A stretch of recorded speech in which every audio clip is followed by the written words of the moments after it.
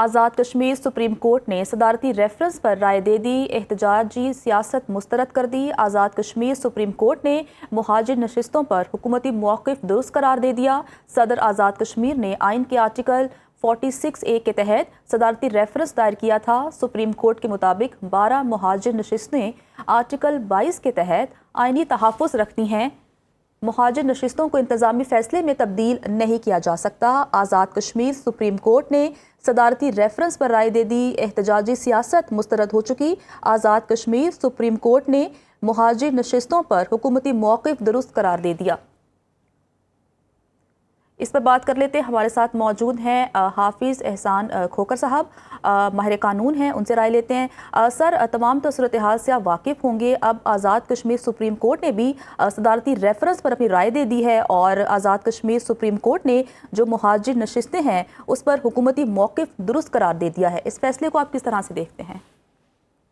बिस्मिल्लाहिर्रहमानिर्रहीम, आपका शुक्रिया। आज आज़ाद कश्मीर की सुप्रीम कोर्ट ने एक बड़ा क्लियर कॉन्स्टिट्यूशनल एडवाइजरी ओपिनियन जो है वो जारी की है और उसके अंदर जिन 5 चीज़ों के मुतालिक क्वेश्चंस किए गए थे उनमें एक रिजर्व सीट्स के मुतालिक, एलोकेशन ऑफ रेफ्यूजी सीट्स था, इलेक्शंस के मुतालिक था, फंडामेंटल राइट्स के मुतालिक थी, लेजिस्लेटिव कॉम्पिटेंसी थी।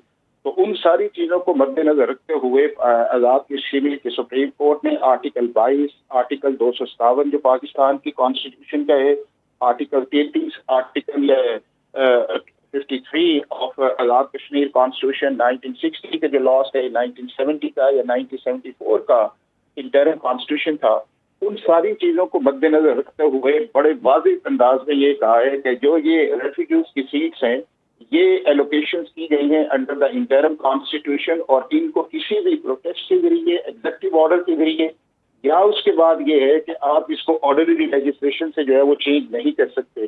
दूसरा बड़ा वाज़ेह उन्होंने कहा है कि इलेक्शन जो है मुकर्रर वक्त में होने चाहिए, ये गवर्नमेंट की रिस्पॉन्सिबिलिटी है और उसके मुतालिक 27 जुलाई जो है वो डेट फिक्स कर दी गई है।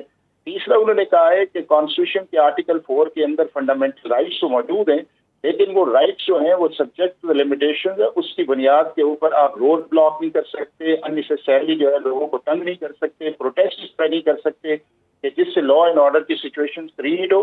और गवर्नमेंट को तमाम मुमय्यज़ लेने चाहिए कि जिससे लॉ एंड ऑर्डर जो है उसको मेनटेन किया जाए और जो शख्स इस कानून को अपने हाथ में लेता है उसको कानून के मुताबिक जो है वो डील किया जाए। और उसके बाद उन्होंने कहा है कि ये लेजिस्लेटिव कॉम्पिटेंसी है, ये पार्लियामेंट का इख्तियार है कि वो आर्टिकल 33 के अंदर रहते हुए कॉन्स्टिट्यूशन को अमेंड कर सकती है। और फाइनली उन्होंने ये कहा है कि ये एक डिकेड्स लेजिस्लेशन जो हुई है एलोकेशन ऑफ रेफ्यूजी सीट्स की, ये वो इंटरनेशनल जो पाकिस्तान और इंडिया का एक डिस्प्यूट चल रहा है जो यूनाइटेड नेशन सिक्योरिटी काउंसिल के अंदर है। और उसके बाद जितने भी लोग कश्मीरी रिप्रेजेंटेशन से बनाए गए थे उसके अंदर जम्मू एंड कश्मीर से जो लोग आए थे, मुहाजिर होके आए थे, उनकी पॉलिटिकल रिप्रेजेंटेशन जो थी उन्हें माना गया था, उनको पॉलिटिकल अकाई के तौर पे लिया गया था। और उसके अंदर चूंकि ये एक आर्जी तौर पे ये अरेंजमेंट चल रहा है, जितनी देर तक कश्मीर का फैसला कश्मीरी लोगों की ख्वाहिशात के मुताबिक नहीं होता तो उस दौर तक ये चीज़ें जो है वो चलती रहनी चाहिए और ये चीज़ें जो है सड़क के ऊपर, रोड्स के ऊपर तय नहीं की जा सकती। तो मैं ये समझता हूँ कि जिन 5 चीज़ों को उन्होंने फैसला किया है, ये आज़ाद कश्मीर के सुप्रीम कोर्ट ने पहली दफ़ा ये फैसला किया है और इससे ये कॉन्स्टिट्यूशनल क्लैरिटी भी आई है, पॉलिटिकल स्टेबिलिटी भी आई है और गवर्नमेंट का जो मौक़िफ़ था उसको भी आज़ाद कश्मीर के सुप्रीम कोर्ट ने इंडोर्स किया है कि ये सीट्स जो हैं ये कॉन्स्टिट्यूशनल प्रोटेक्टेड है, इन्हें कॉन्स्टिट्यूशनल अमेंडमेंट के बगैर चेंज नहीं किया जा सकता।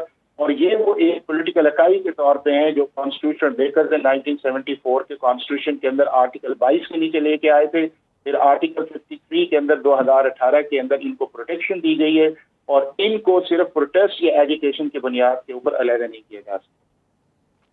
अच्छा सर, चूँकि ये फ़ैसला आ चुका है सामने, लेकिन हम सब जानते हैं कि इस वक्त वहाँ पर कलअदम जॉइंट एक्शन कमेटी की जानिब से एहतजाज किया जा रहा था। अब इस फ़ैसले को ये तंजीम कहाँ चैलेंज कर सकती है? आया आज़ाद कश्मीर का फ़ैसला सुप्रीम कोर्ट की अदालत में चैलेंज हो सकता है?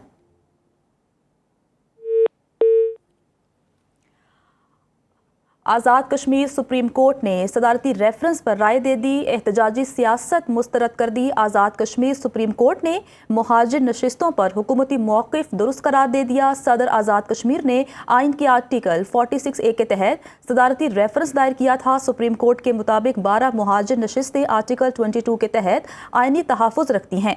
मुहाजिर नशिस्तों को इंतज़ामी फ़ैसले में तब्दील नहीं किया जा सकता है। आज़ाद कश्मीर सुप्रीम कोर्ट ने यह फ़ैसला सुना दिया है।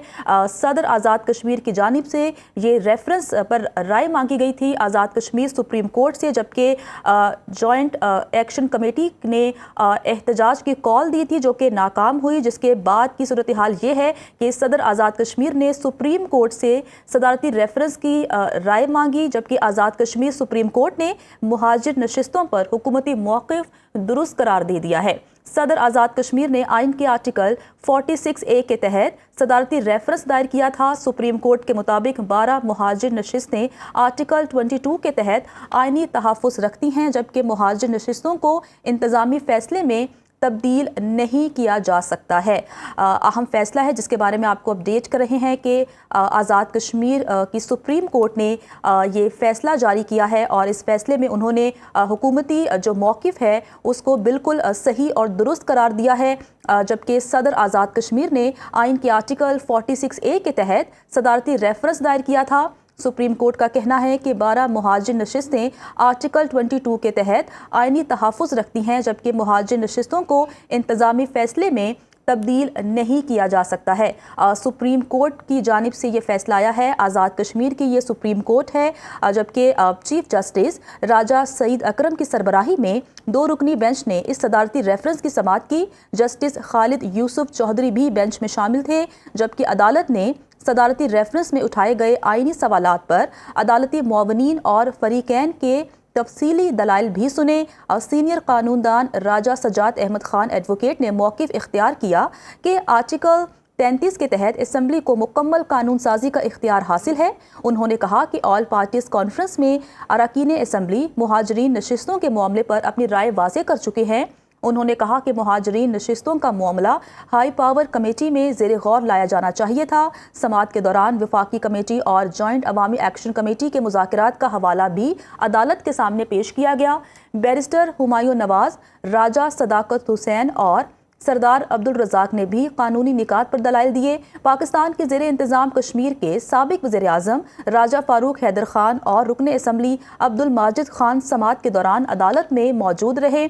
अदालत ने सवाल का जायज़ा लिया कि 12 मुहाजिरीन नशिस्तें आइनी तरमीम के बाद ख़त्म या तब्दील की जा सकती हैं और इसके साथ साथ मौजूदा कानून साज असम्बली के आइनी तरमीम के इख्तियार और हुदूद पर भी तफसीली बहस होगी।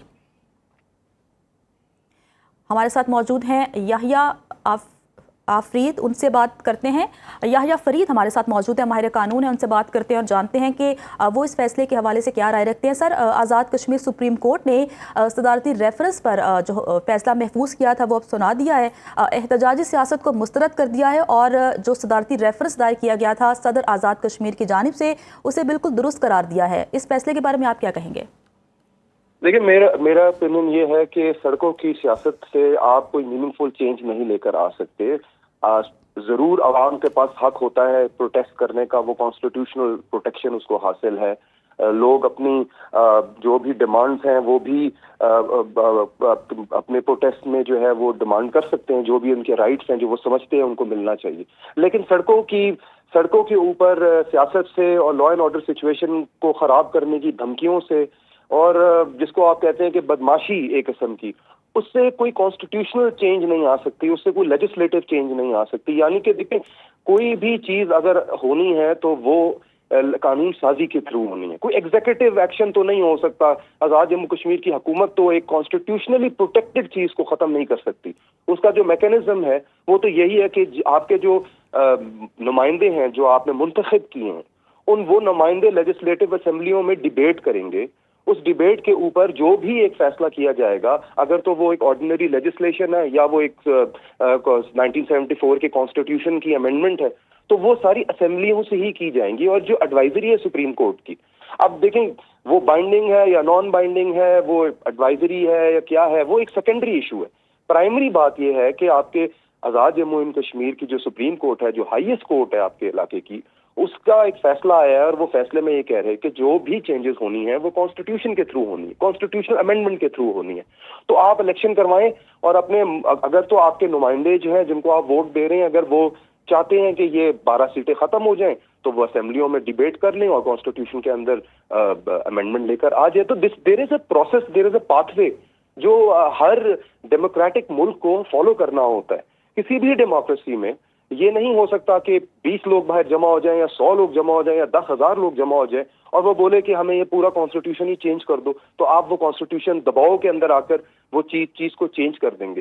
تو کیونکہ جو سیاست ہے وہ سڑکوں پہ نہیں کی جاتی, اور آئی تھنک پاکستان میں یہ بڑی بات کلیئر ہو جانی چاہیے. جو جس طریقے سے کچھ دیگر پولیٹیکل پارٹیز نے پاسٹ کے اندر 5-6 سال یہ کرنے کی کوشش کی کہ شاید دھرنے دے کر اور یہ ڈی چوک پہ بیٹھ کر یا ادھر بیٹھ کر ہم چینجز لے کر آ جائیں گے, کانسٹیٹیوشنل چینجز.